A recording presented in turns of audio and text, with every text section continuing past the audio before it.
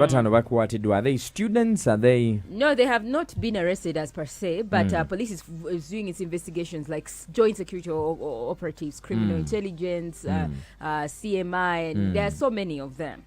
Joint security operations. So they're also getting leads on CCTV footage. Now, according to Enanga Fred, he was saying that so far they have about 15 suspects who are seen on video, but they're still scouting for more, instigating this violence. And he also talked about there being groups formed. There were external forces that came into the university. External groups that were ferried in, and also there were also brigade groups within the university. There is NUP group, which is Rat Guard Brigade. And then then there's the group of the deceased, the 27-year-old boy who died. It was North Court Revolutionary. So he was part of this group, North Court Revolutionary. These people came and there were some of the people were ferried from outside, but mostly the Rat Guard Brigade is the one that instigated more violence.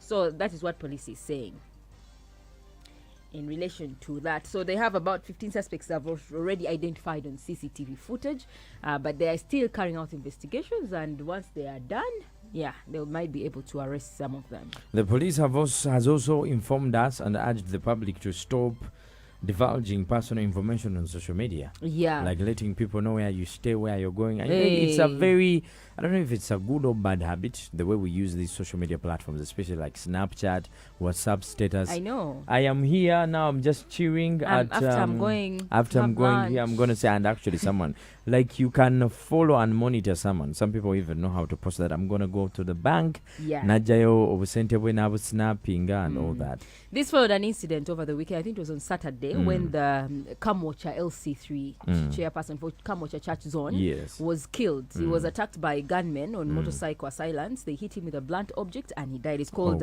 James Kakos, a 54-year-old. Now, following this, police came out to say that his death was targeted. One, because he posted on social media his WhatsApp status, like what his program was. For the day. Yes. So they're saying, like, people should stop doing that. Like telling people what your plan is on social media.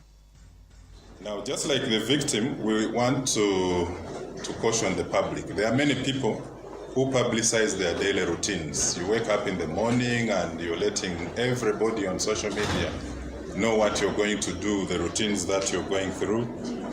And this is very dangerous since it can easily make you a target.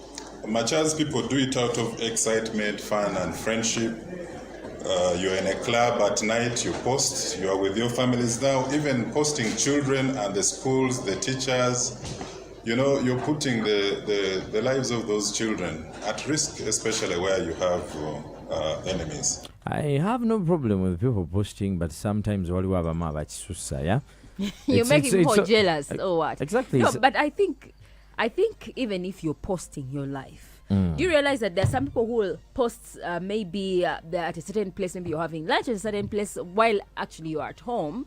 It's better to post after you have been at a certain place or after an activity, other than updating people daily, especially if you have enemies. But also there are businesses that entirely run on social media, and there are people that are working businesses.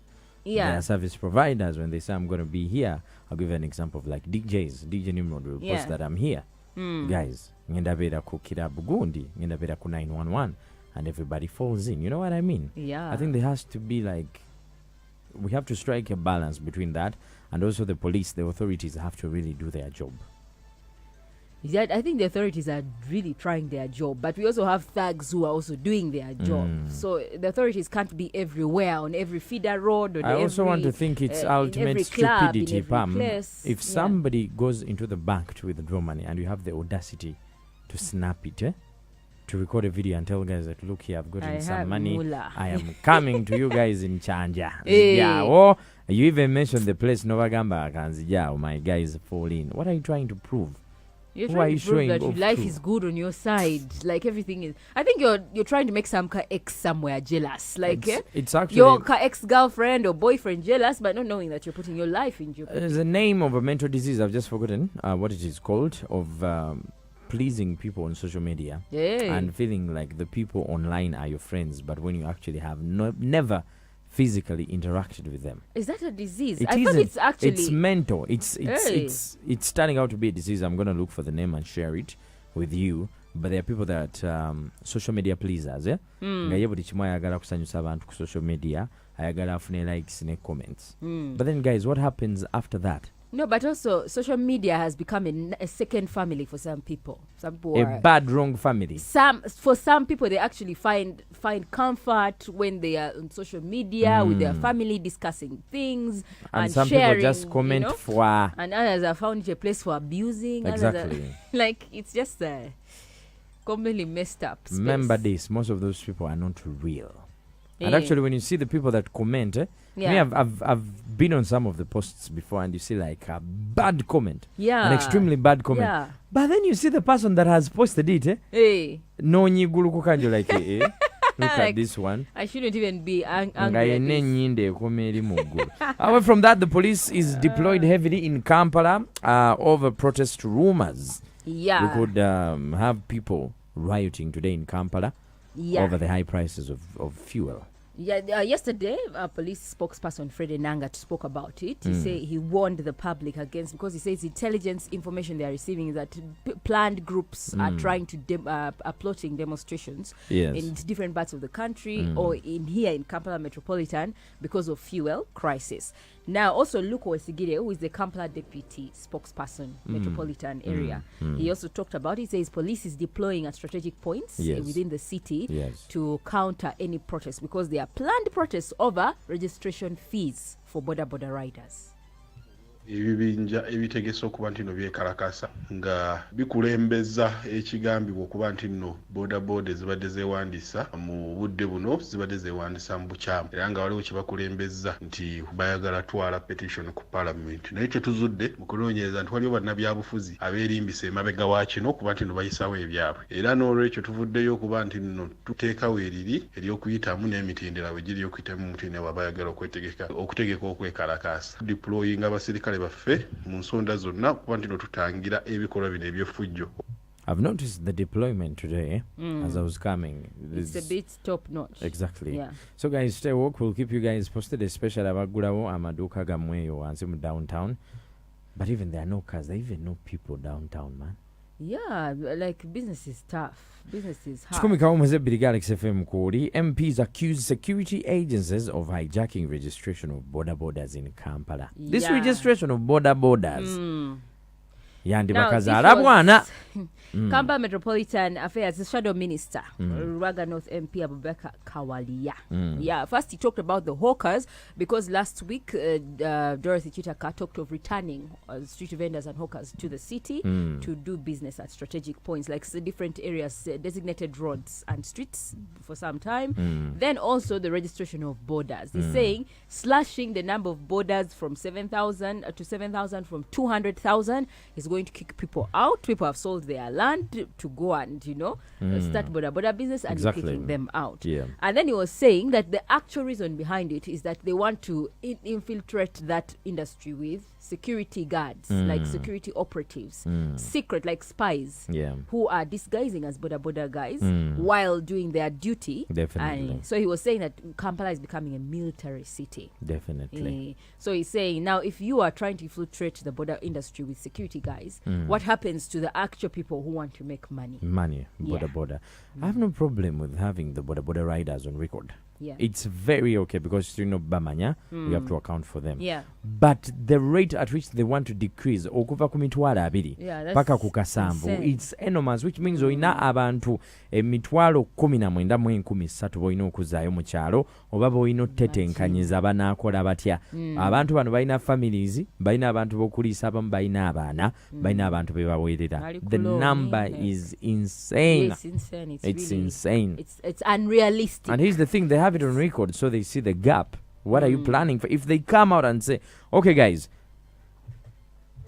as long as they see everybody meets that demand, excuse me, if registration and training, if they say tuchimanyi nti boda muli emitwalo 2 naye tugenda bakendeeza tubateeke kasanvu emitwalo 19,013 tuyina pulaani bweti kyekino kye mugenda okukola.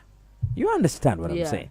What plan B have you put in place for these guys? We have no plan B. Abavubuka bangi tebalina mirimu. Osanga omuntu nga yasoma myaka 4-5 ku university. Ng'avuga boda naye nga musanyufu ng'ali okukweyiza. So guys, we really need to, let's just keep our fingers crossed for that one. Let's just hope it is not that bad. I hope they can rectify that a bit and say exactly whoever qualifies, whoever has the permit and has done the registration can qualify to ride their border.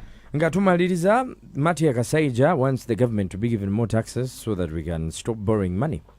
Yeah.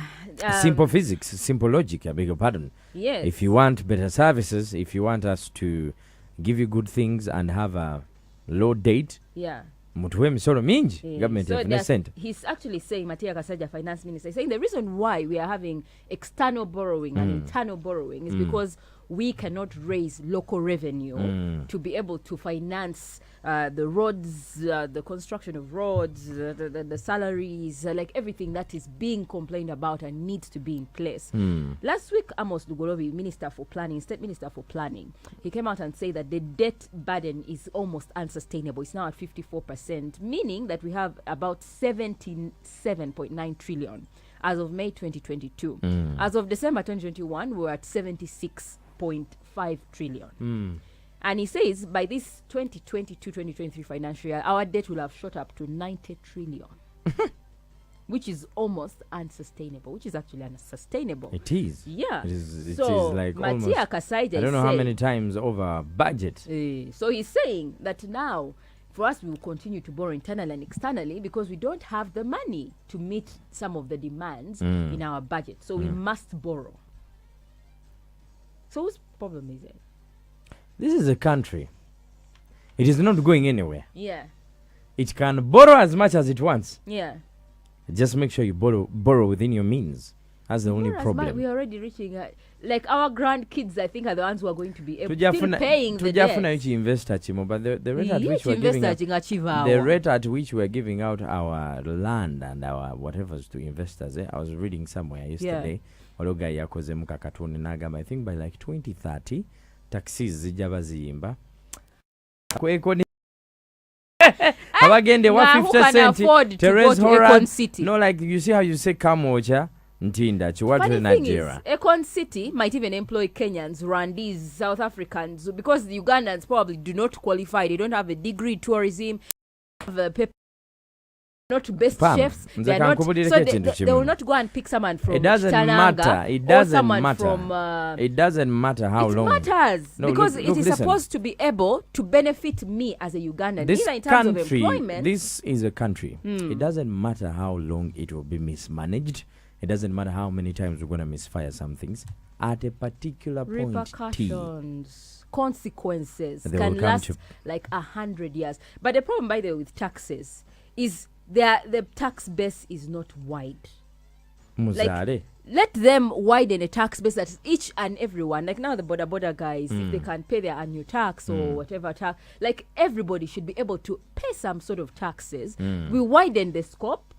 For tax, instead of taxing just 2 million Ugandans out of 47, let's have at least 10 million Ugandans. The highest earning Ugandans, the highest earning Ugandans that would remit reasonable taxes to this government are not in this country. They don't have to be reasonable taxes. They're not in this country. They don't have to be reasonable, but they just have to be to sensitize people about the relevance of taxing and the ripple effect that if you do not pay taxes, we are going to continue having debt shoot up, and at the end of the day, you're going to suffer, whether you like it or not. Prices of things are going to be high, and you're the one who is going to dig into your pocket again as a Ugandan to pay that tax. This is Galaxy FM.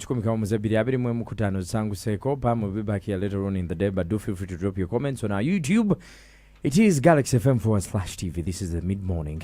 This is the mid-morning to Kone Ku 100.2 Galaxy FM. Zzina. Done.